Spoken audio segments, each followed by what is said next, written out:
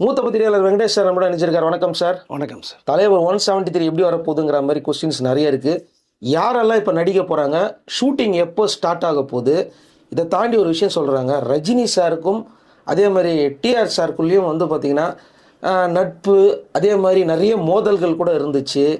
சில பிரச்சனைகள்லாம் தாண்டி ரஜினி சாரும் டிஆரும் பேசினாங்க. அது என்ன சார் உண்மையாக நடந்தது? ஏன்னா ரஜினி சார் கூட ரொம்ப வருஷமாக நீங்கள் இருந்திருக்கிறீங்க. அதெல்லாம் நடந்த சில உண்மையான விஷயங்கள்லாம் என்ன சார்?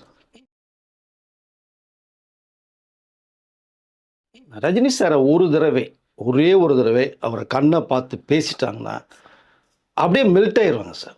நான் கிட்டத்தட்ட ஒரு 7-8 வருஷமாக இப்போ சமயத்தில் கூட சாரை பார்த்துட்டு தான் இருக்கேன்.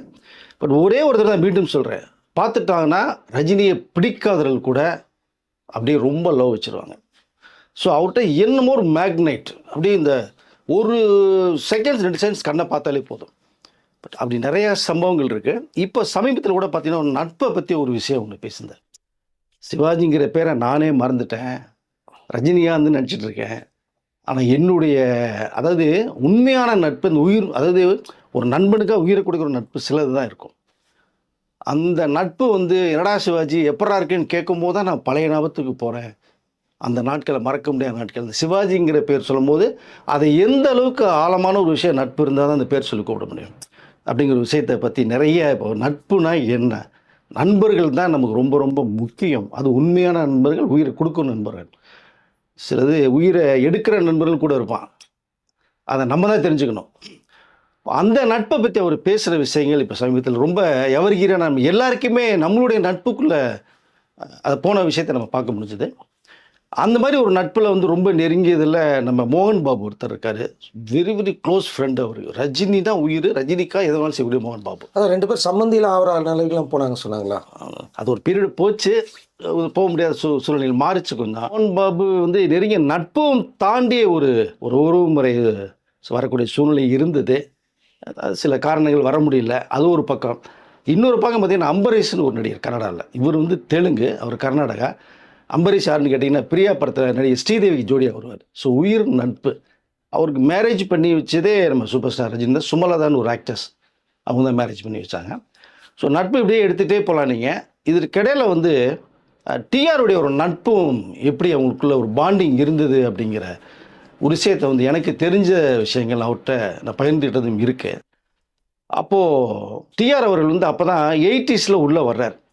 ஸோ ஒருதலை ராகம் படம், ஒரு படம் வந்து தமிழ் திரையுலகத்தை எப்படி பாரதி ராஜா அவருடைய 16 வயதில் தலைகளை திருப்பி போட்டுச்சோ, ஒருதலை ராகம் வந்து எல்லாத்தையுமே பிரமிக்க வச்சு. அந்த மாதிரி ஒரு லவ் சப்ஜெக்ட் இது வரைக்கும் வரலன்னே சொல்லலாம் சார்.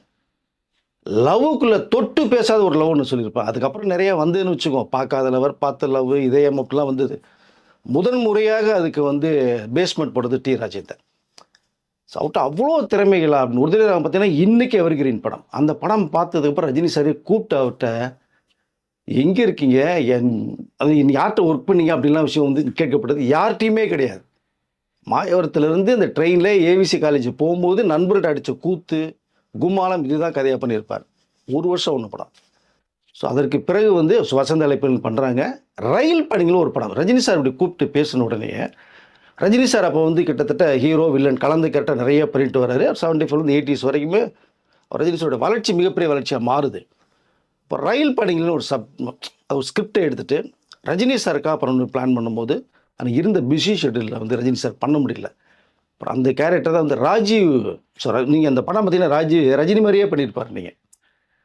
ஸோ அதுக்கப்புறம் அவங்க ரயில் பயணிகள் வந்து டிஆர் போட்டு காமிச்சோடனே ரஜினி சார் பார்த்துட்டு பிரமாதமான ஒரு படம் அப்படிங்கும்போது அவர் வந்து இந்த கேரக்டரை நான் உங்களுக்கு தான் சார் நான் உருவாக்குனேன், ஆனால் நீங்கள் இருந்த பிசி ஷெட்யூலில் என்னால் பண்ண முடியல அப்படிங்கும்போது பரவாயில்ல, ஆனால் பண்ணியிருந்தால் நல்லா தான் இருக்குன்னு ரஜினி சாரே சொன்ன விஷயம் இருக்குது. ஸோ அந்த ராஜி அதுக்கப்புறம் மிகப்பெரிய ஒரு நடிகராக மாறின ரயில் பயணியில். இதற்கு பிறகு ஒரு கதை உருவாக்குறார். எப்படியாவது இந்த ரஜினியை வந்து நம்ம படத்தில் அவர் வந்து எப்படியாவது நம்ம டைரக்ஷன் பண்ணிடணும் அப்படின்னு ஒரு படம் பண்ணுறாரு. அதுவும் பியூட்டிஃபுல் லவ் சப்ஜெக்ட். அது கிட்டத்தட்ட 1 வருஷம் ஒன்று படம். உங்களுக்கு எல்லா ஊர்லேயும் செலிஜிபிளி. செயின் ஜெயபால்னு கேரக்டர் நேம். இதை வச்சு போகும்போது ரஜினி சார்ட்ட வந்து மீட் பண்ணவே முடியாத ஒரு சூழ்நிலை மாறிச்சு. ஆனால் ஒரு நாளைக்கு 3 படம் 4 படம் ஷெட்யூலில் இருந்தார். இப்போ செயின் ஜெயபால் கேரக்டர் பண்ணால் பிரமாதமாக இருக்குன்னு பார்த்தாலும் முடியல. அதுக்கப்புறம் அந்த கேரக்டர் டி ராஜேந்திரே பண்ண வேண்டிய சூழ்நிலைக்கு மாறிச்சு. அதுக்கு பிறகு தான் அவர் ஒரு நடிகராகவே வலம் வந்தார். ஸோ ரஜினி விட்ட அந்த ஒரு சின்ன கேப்பில் இவர் நடிகராக மாறி வில்லனா மாதிரி அப்புறம் ஹீரோவால் மாறின ஒரு விஷயம் இருக்குது. ஸோ இப்படி அவர்களுக்குள்ள ஒரு நிறைய ஒரு பாண்டிங், உயிரிழ விஷயம் பண்ண முடியாத ஒரு விஷயத்தை அப்பவும் சொன்னார். பட் இன்ன வரைக்குமே ரஜினி சாரை வச்சு ஏற்க முடியாமல் போச்சு. எப்படியாவது அவர் நடிச்சிருந்தாருன்னா அவருக்குள்ள பாட்டெல்லாம் நான் போட்டேன்னு. ஏன்னா ஜெமினி தயாரிப்பு நிறுவனம் எஸ்எஸ் வாசன் போட்ட பிரம்மாண்டமான செட்டுகளும் பாட்டுகளும் தெரிக்கும். அதற்கு ஈக்குவலாக மிரட்டினது டி ராஜ். அது இன்ன வரைக்குமே இருக்குது. பிரம்மாண்டமான செட்டு, ட்ரம்ஸு, பாடல். ஸோ நான் ரஜினி சாரை வச்சு பண்ணியிருந்தேன்னா என்னுடைய பாடல்கள் வேறு மாதிரி நான் பண்ணியிருக்க முடியும் அப்படின்னு அவர் சொன்ன ஒரு விஷயங்கள் நிறையா இருக்குது.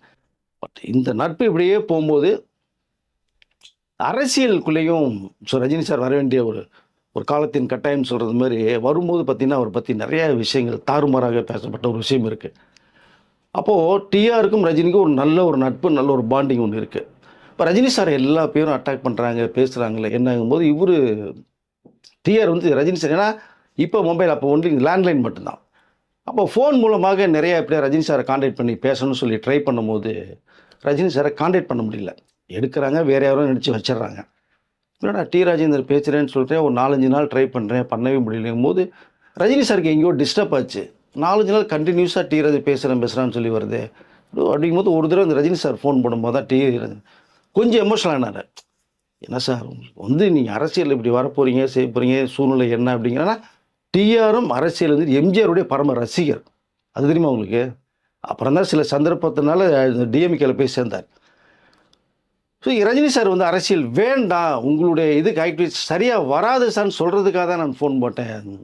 ரஜினி சார் நீங்கள் எடுக்கவே இல்லை, எனக்கு ஒரு மாதிரி ரொம்ப டிஸ்டர்ப் ஆச்சும் போது, இல்லை ராஜேந்தர் வருத்தப்படாதீங்க, நிறைய ஃபோன் இந்த மாதிரி நான் ஏஎம் ஸ்டுடியோலேருந்து வர்றேன், இங்கேருந்து வர்றேன், டி ராஜேந்தர் பேசுகிறேன், இவங்க பேசுகிறேன், நிறைய கால்ஸ் வருது. ராங் கால்ஸ் நிறையா வருது. ராங் கால்ஸ் நிறையா வரும். ஏங்க இந்த அனுபவம் கவுண்டமணிக்கே ஏற்பட்டிருக்குங்க நிறையா. நைட்டு 12 மணிக்கு பேசி யாரோ பேசுகிற மாதிரி பேசுவாங்க. இந்த கவுண்டமணி அவர் விழுந்துடுச்சு, நிறைய கவுண்டமணி வீட்டுக்குள்ளே போன விஷயங்கள் நிறையா இருக்குது. போனால் தூங்கிட்டு இருப்பாங்க, யாருன்னே தெரியாது. ஸோ இந்த நிறையா இந்த மிமிக்ரி ஆர்டிஸ்ட் நிறையா இருக்கும்போது இந்த மாதிரி பேச ஆரம்பித்தாங்க. அப்போ தான் அவர் சொல்லும்போது, இல்லை எனக்கு நிறைய ராங் கால்ஸ் வந்ததுனால தான் நான் ஒன்றே அட்டன் பண்ண முடியல ராஜேந்தர், வருத்தப்படாதீங்க போது தான் இப்போ இந்த சொல்லுது, ரொம்ப நன்றி அப்படின்னு சொல்லி அவங்களுக்குள்ள ஒரு நல்ல பாண்டிங் அப்போ இருந்தே இருக்குது. நிறைய சந்தர்ப்பங்கள் உருவாது. அங்கே இன்னொரு விஷயமும் ஹைலைட்டாக உருவ வேண்டிய ஒரு சூழ்நிலை இருந்ததே, தவிர்க்க முடியாத காரணால் பண்ண முடியல. ரஜினி ஃபேமிலியும் டிஆர் ஃபேமிலியும் கிட்டத்தட்ட அந்த உறவின் முறையில் போக வேண்டிய ஒரு ஒரு கட்டாயம் ஏற்படுது. அது தெரில, அது பண்ணதான் நல்லா இருந்திருக்குமா என்னன்னு தெரியல. பட் அதுவும் சரியாக அமைப்பாக வரலை. அப்புறம் அவங்களுடைய அப்பப்போ பேசுகிறது, பழகிறது. ஸோ இவங்களோட ஒரு அது நல்ல ஒரு நட்பு போய்கிட்டே இருக்குது. இப்போ இந்த நட்பு ரஜினி சார் இப்போ பேசுனதும், இந்த டிஆர் ஒரு விஷயத்தை பேசுனதும் நான் கனெக்ட் பண்ணி பார்க்கும்போது எனக்கு நிறைய விஷயங்கள் தெரிய வந்தது. ஸோ அப்போ அவரோட நட்பு இந்த மாதிரி நிறையா போய்கிட்டே இருந்த ஒரு பீரியட். அதை வந்து ஒரு டைம் கூட பார்த்திங்க அப்படின்னா டிஆர் அவர்கள் வந்து உடல்நிலை சரியில்லாமல் அமெரிக்கா ஹாஸ்பிட்டலில் ரொம்ப சீரியஸான கண்டிஷன், மீண்டும் வருவாரான்றது மாதிரி இருந்தது. ரஜினி சார் அந்த மாதிரி உடல்நிலை சரியில்லாமல் சிங்கப்பூர் ஹாஸ்பிட்டலில் ட்ரீட்மெண்ட் இருக்கும்போது அவரு நிறையா பேசியிருக்கார். டிஆர் எப்படி இருக்குது ரஜினி சாருக்கு, என்ன விஷயங்கள், நிறைய விஷயங்களில் கேட்டு, ஏன்னா அவர்கிட்ட பேச முடியும், லதாமாட்ட பேசின விஷயங்கள் இருக்குது. அப்போ எப்போயுமே நம்மள ஒருத்தர் வெல்விஷர் தான் நம்ம ஒன்று காமிக்கணும் இல்லையா? டிஆர் உடல்நிலை சரியில்லாமல் ரொம்ப இருக்கும்போது வந்து ரஜினி சார் வந்து நிறைய என்கொயரி பண்ணியிருக்காரு. உஷா மேம்கிட்ட சொல்லி அவர்கள் தகவல் சொல்லி, அப்புறம் லதாமா தான் டெய்லி ஃபோன் போட்டு எப்படி இருக்கார் டிஆர், என்ன விஷயம்னா எனக்கு ஒரு அம்மாவாக இருந்து விசாரித்தாங்க அப்படிங்கும்போது இந்த கண்களுங்கிற விஷயத்தையும் டிஆர் சொன்னதை நம்ம கேள்விப்பட்டோம். ஸோ இப்படி அவர்களுக்கு ஒரு நல்ல ஒரு பாண்டிங், நல்ல ஒரு நட்பு, அது அன்னையிலேருந்து இல்லை, கிட்டத்தட்ட 80ஸ்லேருந்து இன்றைக்கி 2025 வரைக்குமே கிட்டத்தட்ட 45 வருடங்கள் அந்த நட்பு இன்றைக்குமே இருக்குது. ஸோ நட்புக்கு ஒரு உதாரணமாக டி ராஜேந்திரனும் ரஜினியும் இருக்கிறது நம்ம இன்றைக்கி ஒரு பேசுறதுக்கு ஒரு வாய்ப்பாக கிடைச்சிது. அந்த காலகட்டத்தில் வந்து ஒரு புது நடிகராக இருந்தார் ரஜினி சார். அப்போ டாப்பில் இருந்தப்போ தன்னை கூப்பிட்டு எல்லா ஸ்டார் ஹோட்டல்லையும் கூப்பிட்டு போய் ஈக்குவலாக உட்கார வச்சு ட்ரீட்லாம் பண்ணாருலாம் சொன்னாங்கல்ல. ஆனால் அந்த ரயில் பயணங்கள் பார்த்தது பிறகு, ஆனால் நீங்கள் ஃபஸ்ட்டு படம் உதவியாக பார்க்கும்போது ரஜினி சார் எப்போவுமே இன்ன வரைக்குமே ஒரு படம் ஹிட்டுன்னா டைரக்டர் ஹீரோவை கூப்பிட்டு பக்கத்தில் உட்கார வச்சு வாழ்த்துக்கள் சொல்லு, அது இன்ன வரைக்குமே ஃபாலோ பண்ணுறாரு. ஒரு தடவை படத்தில் டிஆர் அப்படி தான் பண்ணாங்க. அப்புறம் ரயில் பயணம் பண்ண முடியலன்னு ஒருத்தன், உயிரிழை உற்சாகம் பண்ண முடியலங்கும் போது தான் அந்த நட்பில் வந்து 2 படம் தான் பண்ணியிருக்காரு. ஒரு தடவை ராகமும் வசந்த அழைப்புகள் மட்டும் பண்ணியிருக்காரு. 2 படம் பார்த்துட்டு கூப்பிட்டு இவருடைய ரஜினி சாருடைய காரில் கூட்டி போயிருக்கார் டிஆர் ராஜேந்திரன். 5 ஸ்டார் ஹோட்டலில் டிஆர் வந்து சாப்பிட்டது ரஜினி சார்ட்ட தான் முதல் முறையான்னு சொல்ல ஒரு விஷயம் இருக்குது. அது தெரியுமா நிறைய பேருக்கு? சோலா ஹோட்டலில் போய் உட்கார வச்சு மாரிஸு, சுவாகத்து, அன்றைக்கி இருந்த ஒரு டாப் மோஸ்ட்டு ஒரு 3-4 ஹோட்டல். சுவாகத்தெல்லாம் பெரிய பெரிய பிக் ஸ்டார்ஸ் வந்து தங்கின ஹோட்டல்ஸ். அது சோலா ஹோட்டலில் கூட்டி போய் உட்கார வச்சு எனக்கு லஞ்சு டின்னர் பண்ணியிருக்காரு. ரஜினி சார் அப்படிங்கும்போது அந்த ஒரு விஷயத்தை இன்றைக்கி ஷேர் பண்ணுறாருன்னா, அன்றைக்கி புதுமுக நடிகர் 2 படம் தான் பண்ணியிருக்கார். டிஆர் யாருன்னே தெரியாது. ஸோ ரஜினி சார் வந்து அந்த ஒரு நட்பை உருவாக்குறதுல அது இன்ன வரைக்குமே ஃபாலோ பண்ணுறது, அது ஒரு உதாரணமாக நம்ம டிஆர் பேசுனதை கேட்க முடிஞ்சுச்சு சார். Okay sir. இப்போ அது அன்னைக்கு நடக்கல, இன்னைக்கு நடந்துச்சா கூலி படத்தில்? அதுதான் சொன்னேன் இல்லையா, ஒரு படத்தை ரஜினி சாருக்காக ஒரு சாங் நான் ரெடி பண்ணணும், செட்டு போட்டு பிரம்மாண்டத்தை காமிக்கணும். அவருடைய தலைமுடியே நீங்கள் ரஜினி சார் இமிட்டேட் தான் பண்ணுவார் டிஆர் எப்பவுமே. ஸோ அவர் ரஜினி சார் அன்றைக்கெலாம் பார்த்தீங்கன்னா அந்த மாசு, அந்த ஹேர் ஸ்டைலு இது. ஸோ அவரை வச்சு பண்ண முடியலன்னு மிகப்பெரிய ஒரு ஏக்கம் இருந்தது போது, அது கடைசி வரைக்குமே என்ன பண்ண முடியாமல் இப்போ நினைக்கும் போது தான் ஸோ அனிருத்து கூப்பிட்டு கூலியில் ஒரு வாய்ப்பு கொடுத்தாரு எனக்கு. அதனால் மறக்கவே முடியாது அந்த. ஸோ ரஜினி சார் பாடுறத என்னுடைய குரலில் அவர் பாடினது மாதிரி வந்ததுன்னு நினைக்கும் போது எனக்கு ரொம்ப பெருமையாக இருக்குது. அந்த ஒரு வாய்ப்பு அணி கொடுத்தது ரொம்ப நன்றி அப்படிங்கிற மாதிரி விஷயத்தையும் சொன்னார். எப்போவுமே எப்போயாவது ஒரு சொல்ல ரஜினி சார் வந்து கண்டிப்பாக யூஸ் பண்ணுவார். ஒன்றும் இல்லை, இப்போ அநேகமாக 173க்கு பிறகு பண்ணக்கூடிய 3 படங்கள் கமிட்மெண்ட் வச்சுருக்கார். ஏதாவது ஒரு ஊரில் ஸோ டி ராஜேந்திரா உள்ளே இழுக்கிறாரா இல்லையான்னு ரஜினி சார். இன்னொரு விஷயத்தையும் டிஆர் பேசுனது கேட்டிருப்பீங்க. ஆமாம், ஆடியோ லான்ச் நான் வரவே இல்லை, அப்போ கூட என்ன புகழ்ந்து பேசிட்டு இருந்தாரு. அந்த கூலி படத்தினோட ஆடியோ லான்ச்சுக்கு வர முடியாது சொல்லும்போது, என்னுடைய நண்பன் டி ராஜேந்திர பற்றி நான் பேசுனது ரஜினி சார்னா எந்த நடிகர் பேசுவார்? உலக திரையரங்களே ஒருத்தன் கூட பேச மாட்டார். ஆனால் அதுதான் ஸ்டார், அதான் சூப்பர் ஸ்டார். இன்ன வரைக்குமே இவரோட நடித்தவங்க எல்லா பேருமே, அது நானும் நிறைய விஷயங்களில் பேசியிருக்கேன். நடித்த எல்லாரும் கேரக்டர் ரோலில் போயிட்டாங்க. அப்பா கேரக்டர் போயிட்டாங்க. அமிதாப் பச்சன் சூப்பர் ஸ்டார் கூட அவர் கேரக்டர் ரோல் போயிட்டார். இங்கே நடித்த நடிகர் எல்லாமே போயிட்டாங்க. தாத்தா கேரக்டரும் போயிட்டாங்க. நான் இன்றைக்கும் ஹீரோ ஒரு மாஸ் கட்டுறாருன்னா அது ஒன்று ஒன்லி சூப்பர் ஸ்டார் ரஜினி மட்டும்தான் அப்படிங்கிறத நம்ம நிறையா பேசியிருக்கோம். அதே இதை டிஆரும் பேசுறது நம்ம கேட்டிருக்கேன். இப்போ நம்ம பேசுனதும் டிஆர் பேசுனது வந்து பயங்கரமாக இருந்துச்சு. அதாவது டிஆர் அந்த ஒரு ஃபீலிங் இருக்குது சார். நீங்கள் டிஆர்ட்ட நீங்கள் ஒரு தடவை பேசுனீங்க, எப்படி நான் இப்போ சொன்னேன் இல்லையா, ரஜினி சார் ஒரு முறை அவர் கண்ணை பார்த்து பேசிட்டா டோட்டலாக மெல்ட் ஆயிடுவாங்கன்னு. அதே மாதிரி தான் டிஆரை நீங்கள் போய் நேரடியாக பார்த்து பேசுனீங்கன்னா அவர் அடித்து பேசி தோளில் கை போட்டு பண்ணுவார். ஒரு பாட்டு பண்ணணுன்னா இன்ஸ்ட்ருமெண்ட்டே கிடையாது அவருக்கு. டப்பு டப்பு டப்புன்னு இந்த டேபிளில் தாளம் போடுவார், சோஃபாவில் தாளம் போடுவார், டீனோட ஒரு சாங்கை பாடி காமிச்சிடார். அந்தளவுக்கு ஒரு டேலண்டான ஒரு பெர்சன். ஸோ இன்ன வரைக்குமே ஸ்டார், ஒரு சூப்பர் ஸ்டார் ரஜினி சார் இருக்கார் அப்படின்னா அது அவருடைய மனசை காட்டுது.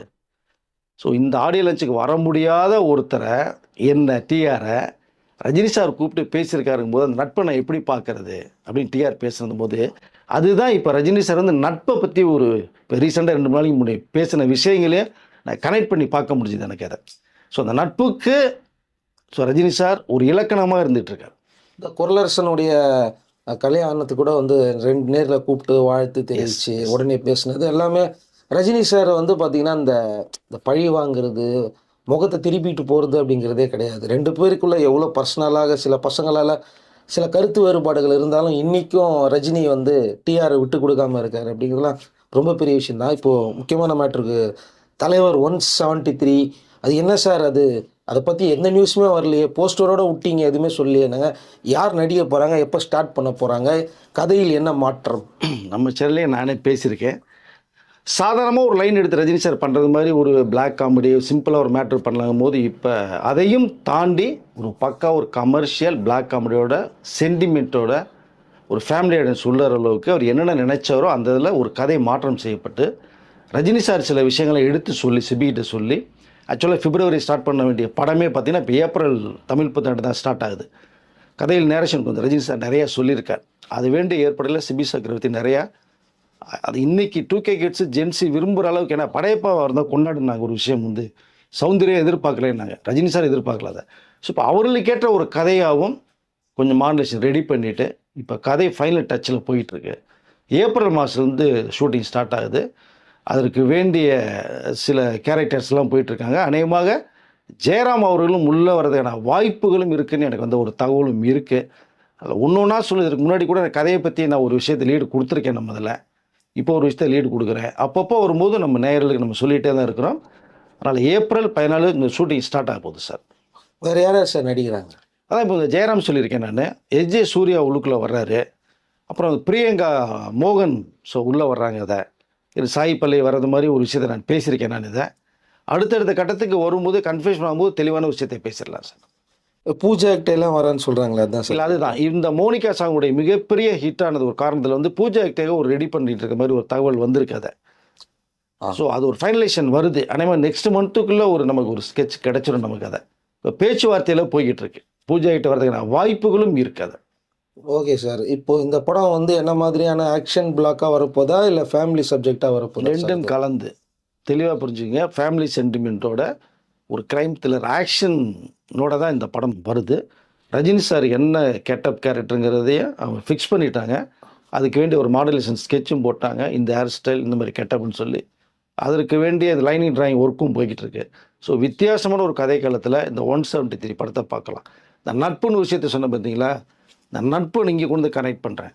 கமலஹாசன்கிற அந்த உயிர் நண்பன் 75 உருவானது 25 50 வருடங்கள் நட்பு. டிஆருக்கு எப்படி 45 வருடம் இருந்ததோ 50 வருட ஒரு நட்புக்காக உயிரும் கொடுக்கிற அந்த அந்த ஒரு பாண்டிங் இருக்குது. இந்த 173 அந்த நட்புக்காக பண்ணக்கூடிய படம் தான் இந்த படம். அவர் என்ஓசி வாங்கிட்டார் சார். இதுக்கு முன்னாடி ரொம்ப நாளாக வாய்ப்பு இல்லாமல் இருந்தார். ஸோ அன்றைக்கி நெல்சன், இன்னைக்கு சிபி சக்கரவர்த்தி. இல்லை ஒன்றும் பிரச்சனை இல்லை. சிபி சக்கரவர்த்தி ஒரு சின்ன ஒரு விஷயம் இருந்தது, அதை கிளியரன்ஸ் பண்ணிட்டாங்க. அது ரஜினி சார்னொன்னே ப்ரொடியூசரும் வந்து ஓகே அப்படிங்கிற அளவுக்கு தான் ஒரு ரிசல்ட் வந்தாச்சு. சின்ன சின்ன ப்ராப்ளங்கள் ஓடிட்டு தான் இருந்தது சிபி சக்கரவர்த்திக்கு.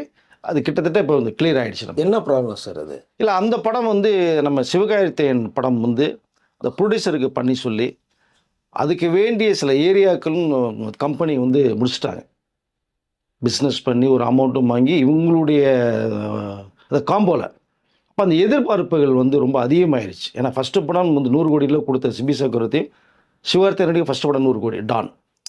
அதனால் வந்து இந்த படம் பண்ணாமல் போயிட்டால் பணம் கொடுத்தவர்கள் பிஸ்னஸ் பண்ண ஒரு விஷயத்துக்கு வருவாங்க இல்லையா, இவங்களை நம்பி தான் நான் கொடுத்தேன் நான். அப்போ திடீர்னு ரஜினி சார் படத்துக்கு போயிட்டா இப்படிங்கிற அளவுக்கு வருமேன்னு சொல்லி அதுக்குள்ளே ஒரு சின்ன சிக்கல் உருவாகி இருந்தது. இப்போ கிட்டத்தட்ட அந்த சிக்கல் கிட்டத்தட்ட 99% தீர்வாயிருக்கு. அதனால் இந்த படம் முடிச்சுட்டு வந்து நான் உங்களுக்கு பண்ணித்தரேன் சார்னு சொல்லி சிபியும் வந்து சொல்லிட்டாரு.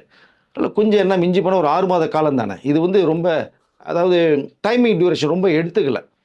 ஏப்ரல் ஸ்டார்ட் ஆகி நவம்பரோட டோட்டலாக படம் முடியுது. டிசம்பர் ஃபுல்லாகவே போஸ்ட் ப்ரொடக்ஷன் பண்ணுறாங்க. 2027 பொங்கல் அன்னைக்கு படம் ரிலீஸ். Okay sir. அன்றைக்கி இதே மாதிரி தான் நான் நெல்சன் ஒரு மோசமான ஒரு கட்டத்தில் இருந்தார். அவருக்கு ஜெயிலர் வாய்ப்பு கொடுத்தாரு. இப்போ இவருக்கா? ஏன்னா இவர் 2 வருஷம் படம் இல்லாமல் ரொம்ப கஷ்டப்பட்டுருந்தார். அதுதான் கேட்குறேன். ஆமாம், டானுக்கு பிறகு ஒரு படம் பண்ணலங்க. சிவகார்த்திகேயனுக்காகவே வெயிட் பண்ணாங்க. சிவகார்த்திகேயன் 3 படம் வேறு பண்ண போயிட்டார். வெங்கட் பிரபு படம் பண்ணும்போது இந்த டேட் அவர் பண்ண வேண்டிய படம் தான், சிபி படம். நல்ல வேலை சிவகார்த்திகேயன் டேட் தராமல் போனதுனால தான் ரஜினி சாரியக்கூடிய வாய்ப்பு சிபி சக்கரவர்த்தி இப்போ வந்திருக்கு இப்போ உங்களுக்கு. ஸோ அதனால் அந்த வெங்கட் பிரபு முடித்த உடனே சிவகார்த்திகேயன் சிபி சக்கரவர்த்தி பண்ணுற மாதிரி தகவல் போயிருக்கு. இப்போ அடிஷ்னலாக கேட்டுங்க, ரஜினி சார் படம் பண்ணி அந்த ஒரு மாஸ் ஹிட்டை கொடுத்துட்டாருன்னா இவருடைய சம்பளம் 2 மடங்காக உயரும். அந்த சிவகார்த்தினுடைய படத்தினுடைய பிஸ்னஸ் தாறுமாறாக எகிரும். உங்களுக்கு இவ்வளோ விஷயங்கள் இதுக்குள்ளே இருக்குது. ரஜினி சார் படத்தை முடிச்சுட்டு வந்தோன்னா அந்த எஸ்கே படம் பண்ண போகிறது. ப்ரொடியூசருக்கு பிரம்மாண்டமாக ஒரு படத்தை தயாரித்து பிஸ்னஸ் பெரிய அளவில் பேசலாம். இது எல்லாருக்குமே ஒரு ப்ளஸ்ஸாக தான் அமையும். ரொம்ப நாளாக எஸ்கேக்கு ஆசை, ரஜினி சார் படத்தில் வந்து எப்படியாவது ஒரு கேமியோ பண்ணிடணும்னு அவர் ஆசைன்னு சொல்லுவாங்க. இந்த படத்தில் நடக்குது பாசிபிலிட்டி இருக்குதா இல்லையா சார்? ஆக்சுவலாக கூலியிலேயே ஒரு விஷயம் பண்ண வேண்டியது மிஸ் ஆச்சு. அந்த ஃப்ளாஷ்பேக்கில் வரும்போது சிவகார்த்திகேயன் பண்ணுறது மாதிரியான ஒரு விஷயங்களும் போயிட்டு இருந்தது. அது வேண்டாம், ரஜினி சாரே இருக்கட்டும்னு சொல்லி தான் அது கொஞ்சம் மாற்றினாங்க. ரஜினி சாரை பொறுத்த மட்டும் எஸ்கேக்கு வந்து தன்னுடைய தலைவர், இன்னமும் சிவகார்த்திகேயன் போனது என்னுடைய தலைவர், என்னுடைய அண்ணா அப்படிங்கிறத பாண்டிங்கில் தான் பேசுவார். ஏன்னா அவருடைய குரலை வச்சு தான் நான் ரொம்ப ஃபெமிலியரே ஆனேன் நான். இப்போ கூட கேஷுவலாக எஸ்கே வந்து ரஜினி சார் பற்றி பேசுனாருன்னா அவர் டோனுக்கு மாறிடுறாரு. ஐயோ நான் இங்கே வந்து ரஜினி சார் மாதிரி பேசக்கூடாது அப்படின்ட்டு கொஞ்சம் மாற்றுறாரு. அது ஆட்டோமேட்டிக்காக வந்துடும். அதனால் எஸ்கேவுடைய விருப்பம் வந்து ரஜினி சார் படத்தில் ஒரு சீனாக நடிக்கணும்னு ஆசைப்பட்றாரு. பட் ரஜினி சார் பார்த்து ஒரு சீன்லாம் பண்ண முடியாது, டீட்டெயிலாக ஒரு கேரக்டர் ரெடி பண்ணுவோம் அப்படிங்கிற மாதிரியே அவர் மைண்டில் இருந்து முக்கியமான தகவல் சொன்னதாக ஒரு விஷயம் இருக்குது. எஸ்கேக்கு ஒரு சர்ப்ரைஸ் வெயிட் பண்ணிகிட்ருக்கு. Okay sir. நிறைய சர்ப்ரைஸ் இருக்கும் பொழுது தலைவர் 173 எதுக்காக இதை நான் நடுவில் கொண்டு வந்தேன்னா, சிபியும் சிவகார்த்திகேயனும் பயங்கர க்ளோஸ் ஃப்ரெண்ட்ஸ் 2 பேருமே. ஆக்சுவலாக அந்த படம் பண்ணாததுக்கு சிவா பிரச்சனை இல்லை, அந்த ப்ரொடக்ஷன் கம்பெனி மூலயமா கொஞ்சம் டிலே ஆச்சு அப்படின்றதெல்லாம் சொல்கிறாங்க. ஷூட்டிங் ஸ்பாட்டுக்கு போல் இன்னும் சிபி கூட தான் அவர் டச்சில் இருக்காருலாம் சொல்லப்படுது. ஸோ கிட்டத்தட்ட எஸ்கேவும் சிபிக்கும் தெரியும் என்ன படம் பண்ணுறாங்க அப்படின்னு. அதனால தான் இதை நடுவில் கொஸ்டினாக கேட்டேன் நான் ஆக்சுவலாக. Okay sir. தலைவர் 173 பற்றி நிறைய தகவல்லாம் சொல்லியிருந்தீங்க. இதுவெல்லாம் புதுசாக இருந்துச்சு. அடுத்த வீடியோவில் இன்னும் கொஞ்சம் டீட்டெயில் கொடுங்க, வேறு யாரெல்லாம் நடிக்க போகிறாங்க அப்படிங்கிற மாதிரி. நிச்சயமா சார். ஒருவேளை எஸ்கே உள்ளே வராங்களா, டிஆர் உள்ளே வராங்களா அப்படிங்கிறத நீங்களே சொல்லிவிடுங்க. நிச்சயமா நெக்ஸ்ட் வீடியோவில் தகவல் வர நமக்கு நேரில் கண்டிப்பாக சொல்லலாம் சார். நன்றி சார். நன்றி சார்.